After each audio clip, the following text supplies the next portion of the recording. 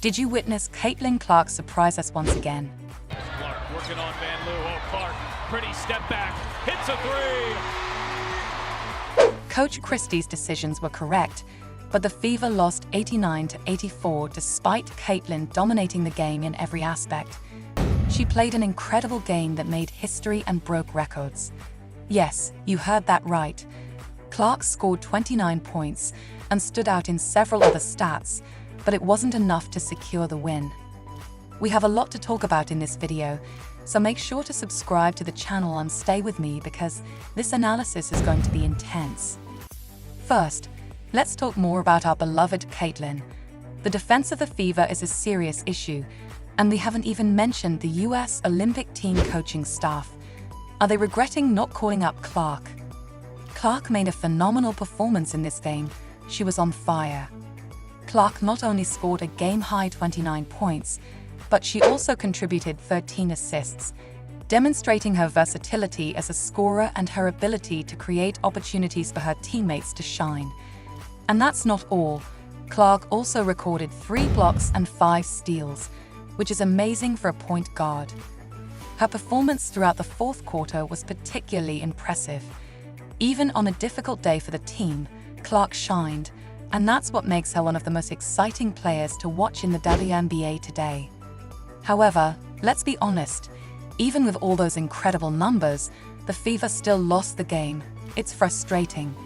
Clark scored 15 of her 29 points during that period, practically carrying the team on her back as she attempted a heroic comeback. Not to mention the 5 rebounds and her 5 three-pointers that got the crowd going. In the last quarter, as the game was becoming hotter, both teams made a choice that left everyone scratching their heads, with Clark taking the best shots on the field and scoring 15 points. I know it's time for the Heat to employ someone to assist Clark, or may the issue lie with the coaching staff. It was evident that the coach's intention was to utilize her as a decoy to draw the defense to Clark and create space for Kelsey Mitchell to shoot 3 points during that quarter. There is just one issue. Even though Mitchell was 0 for 8 on 3-pointers throughout the game, both sides insisted on this play while the team was down by 5 points with only 20 seconds remaining. Mitchell is an excellent player, but she wasn't making her shots. Instead of building on Clark's success, which saw her knock 5 out of 9 3-pointers, why not ride her wave? Another concern I had was that the defense teams were losing the Fever throughout the game and were unable to modify their defensive strategy. The only player holding her own on defense for the Mystics was Lexi Hull, particularly in the fourth quarter. Look, I love the Fever, and Clark, you know that, but we can't ignore these issues. She seems a little confused. She isn't playing well with this squad.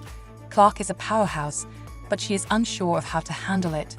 Also, we must discuss Clark's turnovers. To be honest, Clark broke a record that nobody wants to have. She now owns the record for the most turnovers by a rookie in WNBA history, surpassing Nikki McRae's record of 126 in 29 games. I know, it sounds horrible, but let's put this in perspective. First off, Clark is playing exceptionally well. She leads the league with an average of 5.5 turnovers per game, which is 1.7 more than the player in second place. But consider this. The person with the ball most of the time has a higher chance of losing possession.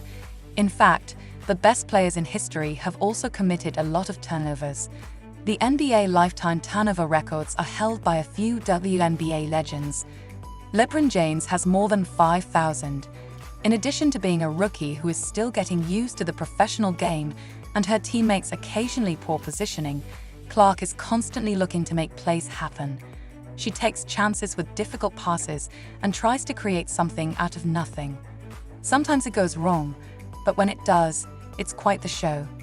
I'm sure she'll adjust, but the most important thing is that despite those mistakes, Clark is killing it. She's already in people. Let's relax. All-Star has broken a number of positive records and is the league's face. She has emerged as the WNBA's most entertaining player to watch. So this turnover record is only one small aspect of Clark's incredible career. The best is still to come. Speaking of turnovers, we must draw attention to the Fever's defensive issues, as well as a few significant team mistakes. There's no doubting that the Fever's defense in this game was difficult to watch, particularly in the first 3 quarters when the Mystics players had unrestricted freedom to cut and shoot Clark. Nalissa Smith and Kelsey Mitchell had trouble making their impact.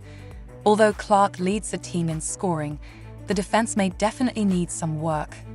Aaliyah Boston had difficult times as well.